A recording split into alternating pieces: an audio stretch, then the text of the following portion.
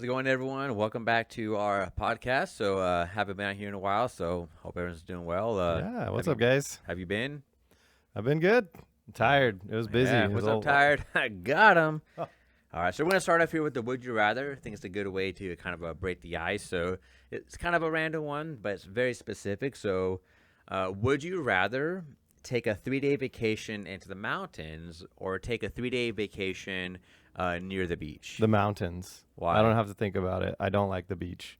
We actually it was Katie's birthday this last weekend, and we went to the beach like all day.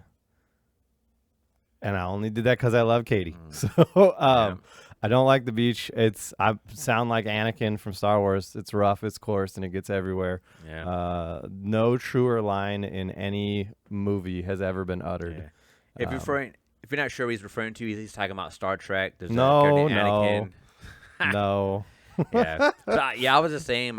For me, definitely the mountains. I feel like if the beach, the longer you're there, you get sandy, you get sticky. I hmm know they have showers, but like the sand just finds a way to stick to your body. Yeah, So I and you feel, get that like weird film on like you and your car and everything in your car after you've spent the yeah, day at the beach.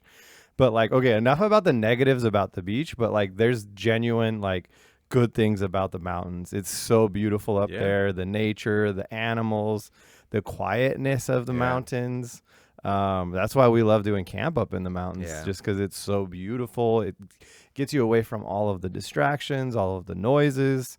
Sometimes there's no internet, so you're forced yeah. to go out and read your Bible or spend some time in nature, go on a walk, And stuff it's like always that. cool. It's never too hot. Even when it's really hot down here, like the warmest it'll get to most parts of the mountains is maybe high 70s, but that's Yeah, something that's yeah. still comfortable. So, Yeah. yeah. And then when the sun goes down, it gets a bit cooler. So it's nice. I feel like it's a good place to relax and stuff like that. And yeah, I Yeah. definitely agree. We're on the same page. Yeah. Yeah, Although it does get pretty cold up there. And I it can. remember my family went on a vacation up there. We rented out or we stayed at my aunt's cabin. She had a cabin back then. And she liked to sleep with the door open when it was snowing outside because she ran hot. So the rest of us were freezing. Man, So wow. Yeah. I just got bad experiences everywhere, Yeah, all you gotta across the sleep with the board. blanket, and you gotta sleep with a sweater just to kind of stay warm. Yeah, Yep. yeah, yeah. So now you know, mountains is the best pick. Yep. So Yep. yeah, we have a few things we want to update everyone with, and we have a couple things coming down the pipe. But first, let's talk about actually camp.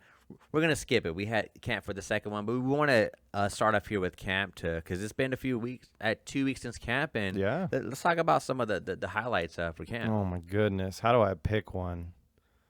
Um, I mean, worship was incredible. You guys were all there. It was hopping. it was, um, it was nice because there was like the low moments where it was nice and soft and just seeing people raise their hands and just experiencing that intimacy with God. But then also the fun, happy, hype songs like Hallelujah. We were all putting our hands up. We were doing the hand movements. We were jumping and dancing. We got a little crazy on Saturday night. There was a little bit of a conga line going and rowboats and all that kind of stuff. But it was just beautiful fellowship while we sang to the Lord. It was a good time having Yeah. fun together, dancing and jumping. And worship's always probably my favorite part. I don't get to experience it from your guys' vantage point while I'm up on the stage. And I actually got an opportunity to do that this weekend. We went to a worship conference with Wilson and Crystal, some other people from the church, and being on the other end of it, me and Vincent were like, is this what it's like to be at camp? Yeah. Just jumping and dancing and Yeah. enjoying the music and worshiping God. It's probably my favorite part, but I don't know. Friday night was a little wild too. This is the Yeah. least amount of sleep I've ever gotten at a camp. And we have some technical difficulties. I think that's one thing we've learned after I've been to 10 plus camps, you've gone to 20 plus camps. You just Probably know more, yeah. the way that you plan things, there's a good chance it may not happen that way. So you have to learn to be flexible. Yeah. So, Mm-hmm. yeah, 'cause Yeah. on Friday, I think the plan was after dinner, we would start our session around 7:30.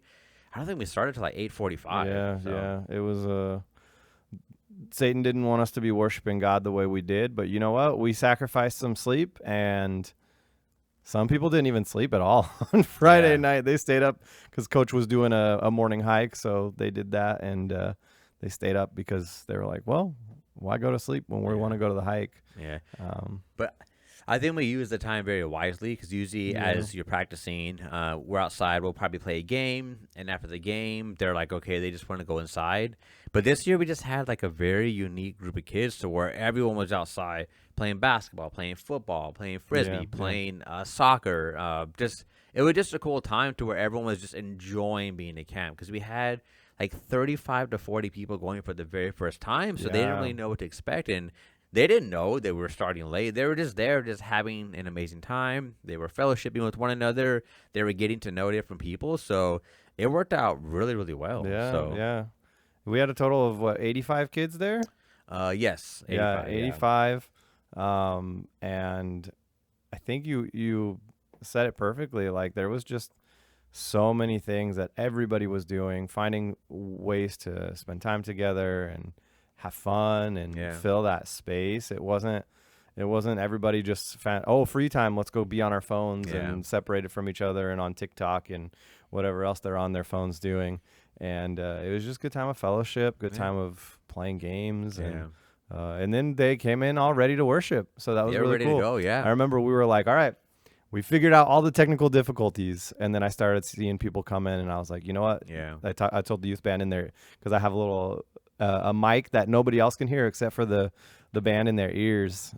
It's like some James Bond stuff, like pretty cool. Yeah. But I was like, all right, guys, they're starting to come in. I think we know the songs enough. do We've it, been yeah. practicing. I think we just do it, and we did Yeah. it, and. It was a little scary going like, all right, no practice, but here we go. But Yeah. the youth band put in a ton of work. Jada and Catherine and Kyla, they all sounded amazing. And Vin and Isaiah and Soraya and myself, yeah, we did we did a lot of work. We Yeah. put a lot of work into camp. So And it I was think really it shows when you put enough time practicing in, you kind of prepare yourself for the issues that may arise in the future. So even Mhm. though it was a different setup and the TV didn't work and we had Yeah. to go back to the church to get into the TV and then the sound system, you practice so much where you know what, in spite of it, like it's gonna be an amazing night. So, Yeah, I think God really gave us extra time this camp to prepare because obviously He knew all of that was going to happen. So Yeah. despite the technical difficulties, God made sure that we were ready to go. Yeah. So, yeah. Yeah, I would say my favorite moment, yeah, just seeing kids fellowship with one another without like us saying, "Hey, let's play a game, let's do this." Yeah. They were going out of their way and meeting other people they didn't know, growing Mhm. closer, and just having a lot of fun. I'll say my favorite moment for sure. It's always a Saturday night. So Saturday night is just an extended time of prayer and Yeah, worship, and yeah. just to hear the kids come up and be bold to ask for certain types of prayers. Kids saying, "Hey, I didn't want to leave. I mean, I didn't want to be here, and it was really hard for me to be here. But then Yeah. I'd ask for prayer and this and that, and God had strengthened me, and I'm so glad I'm here." And you Mhm. hear those over and over again, and then you hear kids sharing some of their biggest struggles and Yeah, some yeah. of their biggest regrets, and just seeing how they can experience the grace of God. And I think that's what's great about camp is you don't just tell them God loves you and tell them God's merciful. They actually feel God's love and they feel God's mercy. They experience these things. So that Yeah. not only do they know these things to be true, but when they encounter and experience it, it just makes it more real. So I think, yeah, a Mhm. Saturday night was just incredible. Yeah, and I mean, you saw it too, but we were all ugly crying. We were all just pouring our hearts out. Like the things that you students are going through are incredible. And I kept hearing it said like, oh, you know what? It's not really a big deal, but I wanted prayer for this. Guys, everything you're going through, like God cares about that thing that you're going through. He cares about it just as much as the people who are going through something incredibly difficult. And like, don't feel like you shouldn't ask for prayer for those things. And to see you guys all do that at camp was just so cool to say like, you know what? I feel like this isn't a big deal, but I'm Yeah. still going to go after the person that shared their parents are dealing with this horrible, horrible thing, Yeah. or their whole family is dealing with this horrible, horrible thing. And to see that they still were like, okay, like my prayer still matters and Yeah. I can ask it. And Yeah. to see the same response from our students of, I just prayed for this really intense thing Now I still want to pray for this thing that might not be as intense, but still is just as important Yeah. in the lives of our fellow peers. So And I think it shows when you take the Bible seriously, it says bring all your requests to God, bring your prayers, petitions. It doesn't have a category for like, okay, not always the small ones, only the big ones. There's no such thing. And I think sometimes in our mind, we could think, oh, it's small. It's not as big as like this thing. It all matters. Like everything matters to God. So I think just trying to encourage them, like, don't say it's not that big of a deal. Don't say it's too small. Bring your prayers and petitions before God, and God hears. Yeah. Yeah. So camp was amazing. There's so many highlights. We have a ton of testimonies. And yeah, it's just super, super cool. And just to see the momentum after camp, to see the kids continuing to show up on Wednesdays and Sundays, it was just amazing to see their friendships and the fellowship and their faith, how it continues to grow at camp. It continues to happen afterwards. Yeah. Yeah. So keep that momentum going, guys. Continue to spend time with God. We showed you 4 ways that you can seek him every single day. Try to do those things. And if you need help with that, talk to your peers, talk to us, talk to your leaders. We're here for you guys. And it's real easy to just come back down the mountain and say, you know what? Camp was the best thing ever. And then we come back down and life's hard. And we leave camp in the past.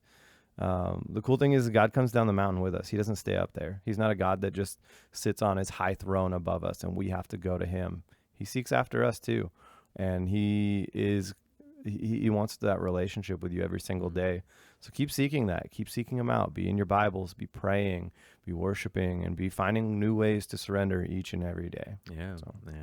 So amazing time at camp. And it's cool we get to continue some of the things that happened at camp back down here. And so this Sunday, we both had a message. So, yeah, won't you mind sharing what you talked about on Sunday? Yeah, so most of you don't know because you weren't in junior high, but we talked about Noah. Yeah. So now you Noah. Yeah, a guy. Yeah. Sorry, dad joke there. But yeah, we talked about Noah. We talked about the story of the flood. We started a brand new series. The series is called Crazy Faith. And it takes a look at characters in the Bible who had faith and were obedient to God, even in situations where people around them might have said, hey, you're crazy. Like, you're crazy for doing that. Like that, the scene in Nacho Libre was like, that right there? You're a crazy lady. Yeah. We want to be the crazy lady, so to speak. You know, we want to have faith that says to others like, wow, you're a little crazy. But the fact that we trust God is so incredible. And we talked about how Noah, he did this thing that like, whoa, like you're going to build a boat. Yeah. Like there's no rain. Why are you going to build a boat? This is a giant boat too, right? Why are you going to build this giant boat? And the world was so corrupt and so far gone that God was like, all right, we're going to wipe everybody out. And he told Noah, who was the one last righteous person and his family. And he said, all right, like build this ark, bring 2 of every animal. And the fact that he didn't give into the pressures, I'm sure people made fun of him. I'm sure people said, you're crazy. I'm sure people said, why would you do this? Why would you waste your time? Yet Noah shut all that out and he was obedient to God. And we can do the same. We can take our faith and say, oh, like people are going to think I'm weird if I share my faith. People are going to not want to be my friends if I share my faith, or people aren't going to want to talk to me if I tell them, hey, do you want to come to church with me? Like there's things that we can take the pressures of this world and choose not to be obedient to God. And we can choose to have crazy faith like Noah, and we can take those moments. And even if we're scared, even if we're afraid that somebody's going to call us weird names or people are going to judge us or whatever, we can choose to be obedient, have that crazy faith, not care about what they think, because the only one that's opinion really matters is God. And so, we just talked about that. We challenge the students to be on the lookout for areas of their lives that they can have crazy faith. Can they take their Bible to school and read it in front of others where everybody can see and they not really worry about what people think? Can they pray for other people? Can they, can they go up to that student at school that says bad things about God and share the truth with them in a loving and caring way? And so, we just really challenged them to think about those areas and look for those opportunities this week. So if you guys, if junior hires, if you're watching this, and parents and high schoolers too, if you guys are watching this, be on the lookout for areas this week where God might be saying, hey, go do that. And look for the area where it's like, okay, it's going to be uncomfortable, but still try and do that. Have that crazy faith like Noah to go and do what God's called us to do. Yeah. And imagine God changed the whole world when Noah did that. So imagine what he could do through you if you're obedient and have crazy faith. Yeah. Yeah. And no, he didn't know the full outcome of what was going to happen. Yeah, he didn't And I know. think often sometimes God doesn't reveal all the things he's going to do. He doesn't show what's going to happen afterwards. But the biggest thing, he wants our heart. He wants our obedience, because we know that he is deserving of it all. And just taking that initial step, you don't know what else more God's going to do. So a kid reading their Bible at school, someone may come along and ask, hey, what are you reading? Or they see you praying at lunch. Who knows, in a couple months, like, something might happen at their house, and they'll say, hey, I remember this person was praying at school, so maybe I can talk to them. So you just don't know, by being Jesus in the world, how that may attract others to Jesus and how he can use you in your own life. So we never want to sell God short. We just never know what he's going to do. Yeah, so. and it even goes back to like ways that we choose to not be a part of the world too. If you have friends that are involved in drinking and smoking and bad things for them, and you are saying no to those things, think about when that person starts to question why they're doing what they're doing. They're going to see you saying, no, I'm not going to partake in that. And they're going to come talk to you and be like, hey, like, this is what I'm thinking. And God might use you to help that person out of that habit, that temptation, and help transform their life, and maybe even bring them close to Jesus too. Amen. Yeah. So, So in high school, we're still continuing to go through the book of Luke. We'll probably be in Luke all the rest of the year. So one of my favorite things to do is just to take about 5 or 10 verses at a time and just really spend a lot of time talking about that. And so we were in Luke chapter 6, verses 17 through it was about 22. But we spent a lot of time on 17, 18, and 19. And so it says, Jesus, so he went down with them and stood on a level place. A large crowd of his disciples was there, and a great number of people all over Judea, from Jerusalem, and from the coastal region around Tyre and Sidon, who had come to hear him and to be healed of their diseases. Those troubled by impure spirits were cured, and the people all tried to touch him, because power was coming from him and healing them all. So I really wanted everyone to understand that people were coming from everywhere to hear about this man named Jesus. So Tyre and Sidon was about 30 to 40 miles north from where Jesus was, and then around Judea and Jerusalem, they were having to travel north to see him. So people from the north were going south, people from the south were coming north. So they were all trying to meet Jesus because they were hearing about all these things. And so you're saying it was a Jesus sandwich? It was, I guess, or like an Oreo. But what was cool about it is they had to risk a lot, especially the people from Tyre and Sidon. So that was a port city. So a lot of people were coming from different regions and different countries in the area, going to the port to exchange goods and stuff like that. And they hear about a man named Jesus, and they're so curious, and they were actually traveling down to hear about him. But what I was really trying to encourage the students to think about is why. What was it about Jesus that they were curious about, and why were they attracted to him? And so in verse 18, it says they came to hear and be healed of their diseases.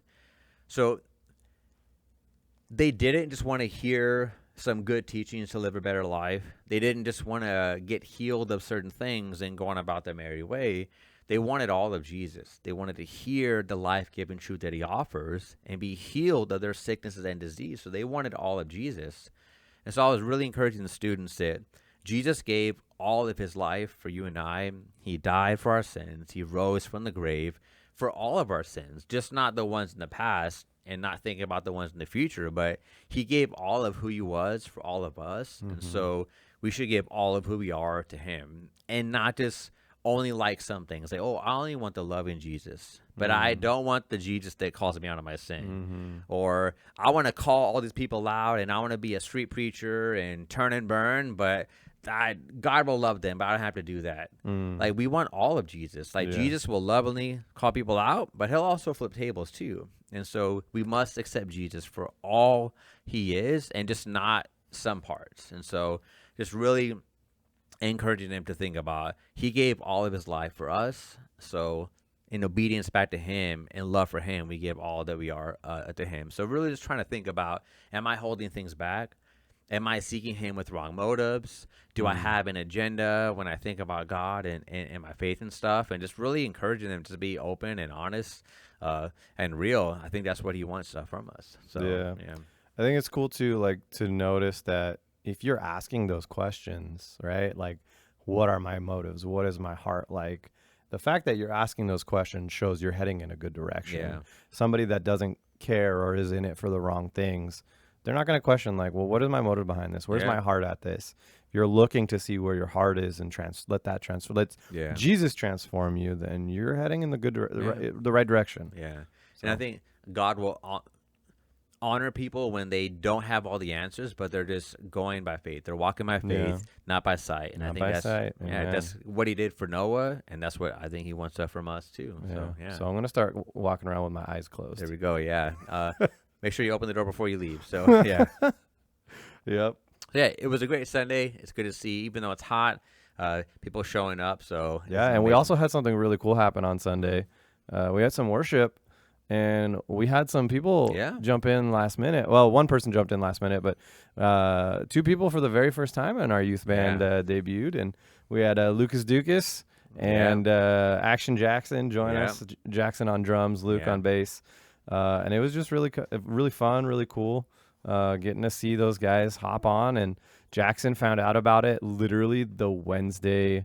It was like maybe 25 minutes before he was going to go up there. Before practice, yeah. And I was like, Isaiah was supposed to play drums, and he texted me. He was like, hey, I can't make it to practice. And I was like, Jackson's coming. He's not doing slides, but he was just going to come to be backup just in case. The person that's doing slides will be there. Yeah. Jackson's been working with Dan on drums. Yeah.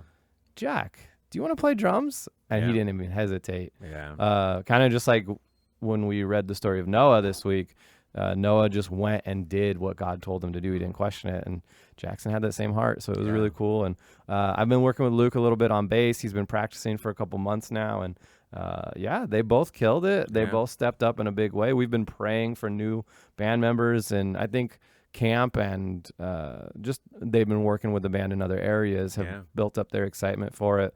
And I'm excited too, because we've got auditions coming up on August 16th. We've got a handful of people who have already signed up for auditions, and it's going to be cool. So God's doing some things. He's moving. He's working. Jada and Catherine are going to graduate at the end of the year. So it's really cool to see God providing. As some people move out and new people move in. So. But we got a year to enjoy them. So we're not going to think too far in the future, but it's cool that we have God raising up other people to be able to fit in and use their gifts and talents. So it's awesome, man. So last thing here, we have a couple events coming up. So I figured we'll kind of start off with another question. So So we're having an overnighter. So for high school, this Friday we'll be having an overnighter from 5 p.m. to 8 a.m. And you'll be having yours the following Friday. So what is one of your favorite moments at an overnighter? Oh, gosh. Most of it includes no sleep. So the past few years, that's not been a great thing because I'm getting older, as the students love to remind me about how old I am.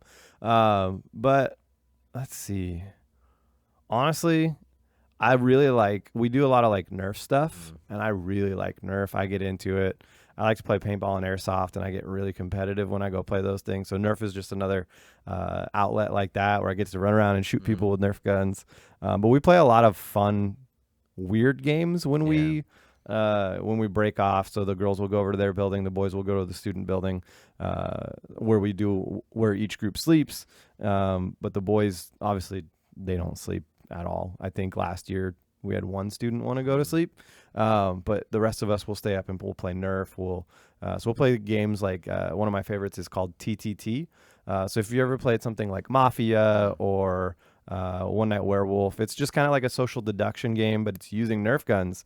And we basically run around and there's two people that are the traitors, and we have to figure out who they are. But nobody else knows who they are, and they're trying to be sneaky. And if you shoot somebody, they just have to drop and die where they got shot, and the rest of us hopefully find them. And somebody's dead, and then who shot them? We bring in the detective, find out were they innocent or were they a traitor. It's just incredible. It's a lot of fun, and I've been betrayed so many times by students that looked so innocent. Yeah. And I get a Nerf dart to the back and I turn around. Yeah. It was you. I Yeah. don't say it, obviously, but I give them that look in my Yeah. eyes like, how dare you? You've betrayed me. Yeah. Or when I do that to a student and they turn around and they see me and they're like, Toro, I can't trust you anymore. It's a lot of fun. So we have a blast with that.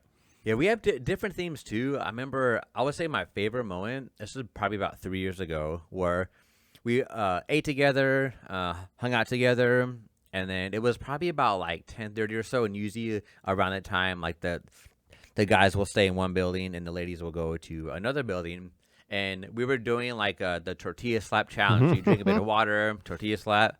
Man, we were up. It was like 10:30 to 11:30, just having so much fun. Just like water everywhere, tortillas everywhere, and just I remember there's a few like they were just going at it, but just trying not to laugh and spit the water out. It was just like such a fun time. Because we've had worship overnighters, we've had Nerf overnighters, so we try to have a mix of different things. But that tortilla slap, I have like 50 pictures on my phone on that. It was just like, it was so much fun, just like clean, wholesome fun. Like just like no one was mad. They were just like laughing at each other.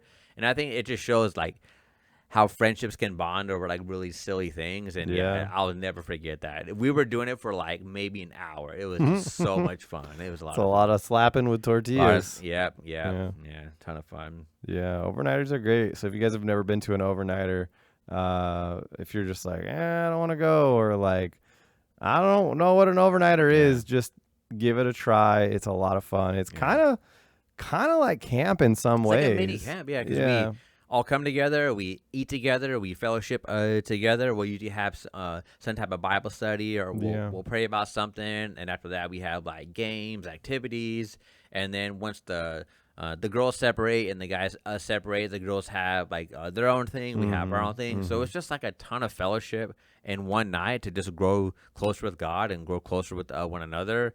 It's a ton of fun. So. Yeah, and it's a perfect opportunity to invite your friends. If you have friends that you've been inviting to church, it's a great like low pressure way to say, hey, like it's not going to be a Bible teaching. There's not going to be like really long prayers. There's not going to be weird singing and worship. It's just going to be hanging out together, eating some food, playing games, staying up late like high schoolers and junior hires like to do. Yeah. And it's a great low pressure way to say, hey, like come spend the night with us. It's going to be a blast. Get to know our church leaders, get to know the other students.